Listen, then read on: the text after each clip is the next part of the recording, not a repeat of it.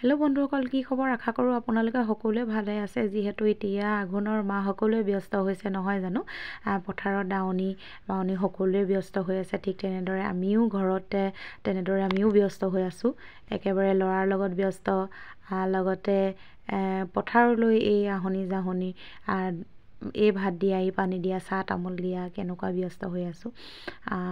আপোনালোকে বাৰু ন খালেনে? আমি যে ন খাবই পৰা নাই, খামকৈ খাবই পৰা নাই। আৰু সকলোৱে চাগে আঘোণৰ মাহতে ন খাই মেলি শেষ কৰিছে নহয় জানো। বাৰু বেছি দিন নাই আঘোণৰ মাহ শেষ হ'বলৈ। এয়া চাওক, আমাৰ মন লাহে লাহে ডাঙৰ হৈ আহিছে, অলপ কলাইছে। এতিয়া শুই উঠিছে যে অকণমান কান্দিছে দেখি মই অকণমান ভিডিঅ' কৰি ৰাখিছোঁ। যিহেতু ইহঁতৰ ভিডিঅ'বিলাকে এটা সময়ত ইহঁতি ডাঙৰ হ'ব, স্মৃতিস্বৰূপে এইবিলাক থাকি যাব। সেইটো কাৰণে মই আচলতে ভিডিঅ'বোৰ দিছোঁ। আৰু দিনটো যে ইমান ব্যস্ত হৈ যাওঁ নহয়, কেতিয়া 12 বাজে গমেই নাপাওঁ। আৰু নিজক সাজোন কাচোন কৰিবলৈ কিবা সময় নোপোৱা হ'লোঁ। আৰু এয়া চাওকচোন বাৰু এতিয়া বাজিছে মানে আপোনালোকে বেলিটো দেখিয়ে অনুমান কৰিব বিচাৰিছে যে কমেও 11:30মান বাজিছে। এতিয়া 12 বাজু হৈছে। এয়া মই ল'ৰাৰ কাপোৰ এতিয়াহে ধুবলৈ সময় পাইছোঁ। আৰু এনেকৈ এইখিনি ধুই মেলো মানেই মোৰ কমেও 12:30মান বাজেগৈ। আৰু তাৰপিছতে কি হয়, আকৌ পিছবেলাৰ কাৰণে খানাৰ কাৰণে আয়োজন কৰিব লগা হয়। সেইটো কাৰণে এই সময়বোৰনো গৈ আছে, কেনেকৈ গৈ আছে। এটা সময় যে ল'ৰাবিলাকক দেখাম আৰু তাহাঁতিও যাতে মাকৰ এনেকুৱা দুখ মৰম কষ্টবিলাক যেন বুজি পাব। আৰু সেইকাৰণে মই স্মৃতিস্বৰূপে ৰাখিছোঁ, গম পায়নে। পখিলে মোৰ এতিয়া ফেব্ৰুৱাৰী মাহত আকৌ স্কুল জইনিং কৰিবলৈ হ'ব। কেনেকৈনো জইন কৰিম তাকে ভাবিছোঁ। কেনেকৈনো এই সৰু কণমানিকেইটাক এৰি থৈ যাম, নকৰিলেতো নহ'ব ন। যিহেতু এটা জীৱিকাৰ উপাৰ্জন হিচাপে মোৰ সেই শিক্ষাগত অৰ্হতাখিনি সেই তাতেই মই মানে নিজৰ শ্ৰম হিচাপে বিলাইছোঁ।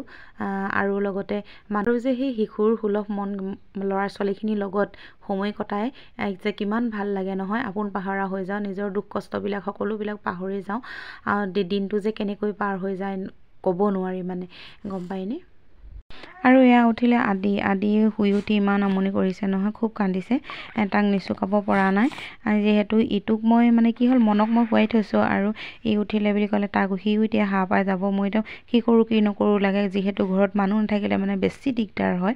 কোনোবাই যদি ধৰি দিয়ে অলপ মানে অকণমান সকাহ পাওঁ।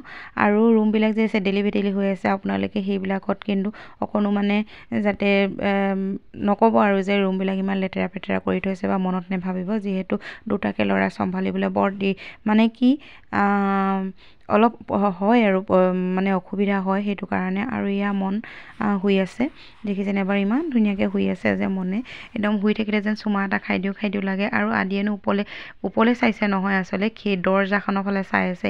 কিজানি মোক কোনোবা আহিব নি, ল'ব নেকি, সেনেকৈ বুলি চাই থাকে নি। মানুহৰ যেতিয়া মাত শুনে নহয়, অকল দৰজাখনলৈকে চাই থাকে। কোনোবা আহিব নি বুলি ভাবে নে কি এনে জানো পাই। আৰু বৰ্তাক বৌমাকহঁতি যথেষ্টখিনি মৰম কৰে। আৰু তেওঁলোকৰ এইখিনি সময়ত যে মোক যে ইমানখিনি ছাপোৰ্ট কৰাৰ বাবে তেওঁলোকক কি বুলি মই ধন্যবাদ দিম নাজানো।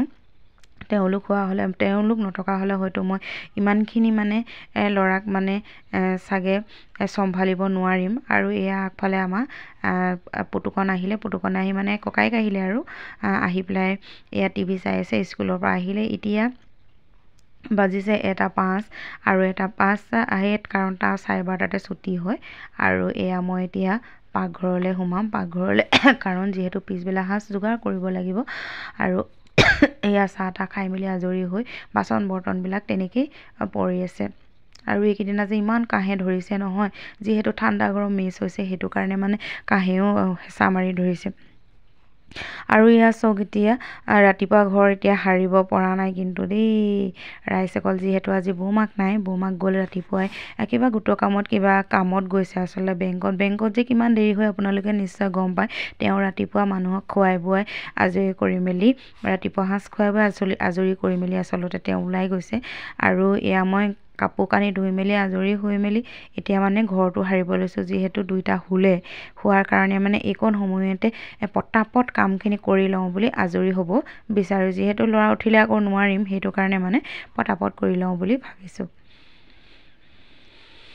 আৰু এতিয়া পিছবেলা খানা ৰেডি কৰিছোঁ। আকৌ উঠিলে নহয়, এইবাৰ মন উঠিলে দেই। মনক লৈ মানে কাম বনখিনি কৰি ল'বলৈ লৈছোঁ। এনেকৈ ল'লেও মোৰ বিশেষ অসুবিধা নহয়। এখন হাতে আচলতে কামখিনি কৰি যাব পাৰোঁ, কিন্তু আমনি কৰিলে কান্দিলে মেলিলে মানে বিশেষ অসুবিধা হয়। আৰু এয়া চাওক মানে এগৰাকী বোৱাৰী এগৰাকী ছোৱালী হৈ এখন ঘৰৰ পৰা বোৱাৰী হৈ মাতৃত্ব হোৱাৰ মানে গৌৰৱ বুলি ক'ম নে আপোনালোকক এতিয়া কি বুলি ক'ম নাজানো, আপোনালোকে যি বুলি ভাবে ভাবক। আৰু কিমান ত্যাগৰ মাজ পাৰ হৈ যায়, নিজৰ ভাল লগাবিলাক, নিজৰ পিন্ধন উৰণৰ ভাল লগা, খোৱা বোৱা ভাল লগা সকলোবিলাক পাহৰি যায় বেলেগৰ কথা ভাবোঁতে নহয় জানো। প্ৰত্যেকগৰাকী বোৱাৰীয়ে তেনেকুৱা হয়। যেনেকৈ মোৰ অনুভৱবিলাক আপোনালোকক প্ৰকাশ কৰিছোঁ, সকলোৱে যাতে তেনেকুৱা হয় বুলি ভাবিছোঁ। কাৰণ যিহেতু ৰাতিপুৱা যিগৰাকী ছোৱালীয়ে 6-7টা বজাত উঠে, ঘৰখনৰ হাত ধুই চাহকাপ খাই বা মানে যিহেতু আমি বৌ ভগা মানুহৰ লগত থকা মানে আমাৰ ফেমিলি জইণ্ট, মই বিশেষকৈ কাম কৰিব লগা হোৱা নাছিলে। কাৰণ মোৰ 4গৰাকী বৌ আৰু মই একেবাৰে সৰু, সেইটো কাৰণে মা মোক খুব কম বয়সতে ঢুকোৱাৰ কাৰণে মানে আমাৰ বৌহেঁতে মোক বিশেষ একো নকৈছিলে, যিহেতু মই মনত কষ্ট পাম বুলি। আৰু লাহে লাহে ইয়াৰ চব সন্ধিয়া হৈ আহিলে, চব কৰি মেলি আজৰি হৈছোঁ। আৰু এতিয়া চুলিখিনি ফনিয়াই মেলি আজৰি হৈছোঁ। আৰু ইয়াৰ চক বেলি ডুব গৈছে। আৰু আগফালে আমাৰ নাজাৰাটো ইমান ধুনীয়া হয় ৰাতিপুৱা আৰু গধূলি, মই কি ক'ম। যদিও আমি চুকত সোমাই আছোঁ, কিন্তু কিছুমান ক্ষেত্ৰত অলপ অসুবিধা পাওঁ, কিন্তু সকলো ক্ষেত্ৰতে আমাৰ সুবিধা হয়। আৰু এয়া মিষ্টাৰ আগফালে শাকৰ খেতি কৰিছে, পানী দিছে চক। আৰু ঠিক আছে, তেতিয়াহ'লে আজিলৈ ইমানতে ভিডিঅ'টো সামৰণি মাৰিছোঁ। আপোনালোকে কেনে পালে জনাব। এনেকুৱা ধৰণৰ ভিডিঅ' চাই থাকিবলৈ আপোনালোকে কমেণ্ট কৰিব। Okay, bye bye.